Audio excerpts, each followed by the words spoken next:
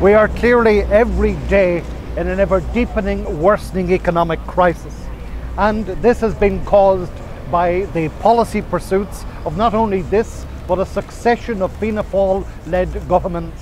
And to compound the problem, their whole approach to addressing the crisis that we have faced over the past couple of years plus have actually compounded all of that.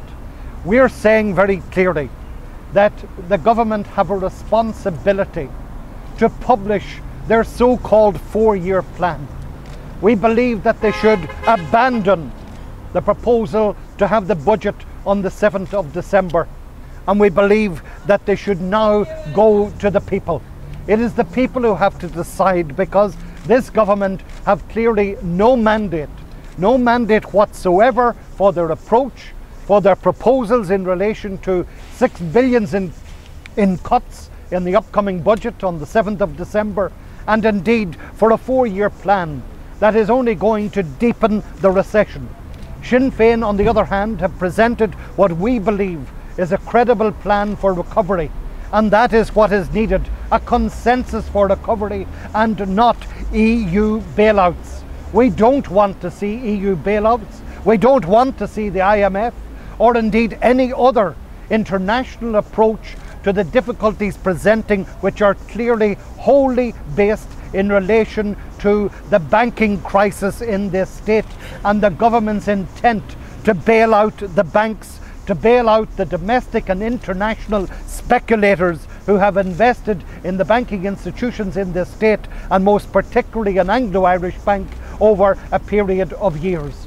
We're calling here today, and our candidates across all of the constituencies represented here today will be bringing that message to the electorate up and down the length and breadth of this state, an electorate that we believe should have the opportunity to pass judgment on this government at this time. Not only the electorate of Donegal Southwest, who are poised to give this government a clear rejection. We're calling again, and I re-emphasise, we believe the 4-year plan should be published now. Let the government go forward to the people and seek a mandate based on that. We're asking them to suspend the budget of the 7th of December and to allow the people, the electorate across all 43 constituencies, pass judgment and a government to return with a mandate to address the crisis. Caoimhghín has it. The government would rather, and nobody trusts them, they would rather bring in outsiders to run the economy and run the state than to have the people have their say. And that's a matter of political choice, and they've been making the wrong political choices all along.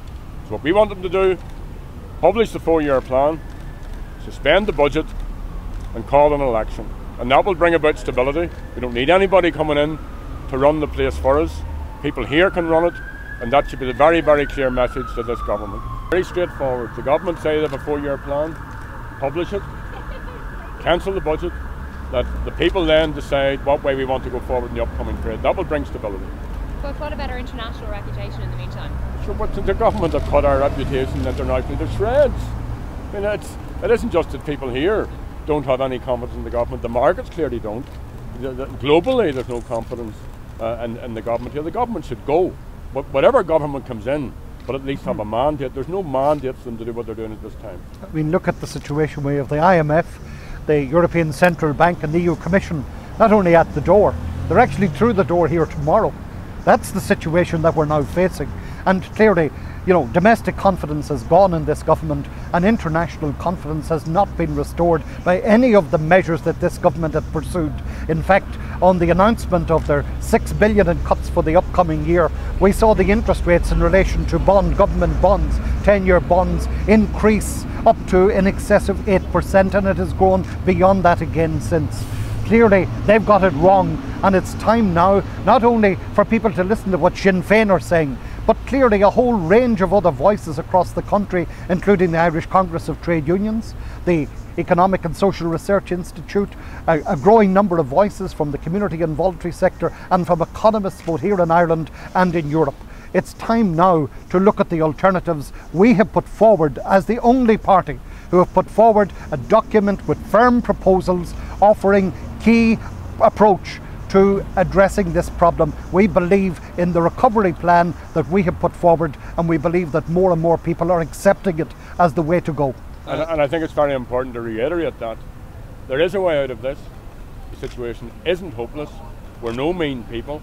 If leadership was shown, if proper strategic planning was put in place to build and to sustain the economy in a balanced way, if politicians took a cut, if they led by example and brought in new regulations and look at the proposal we're putting forward, then there's a way out of it.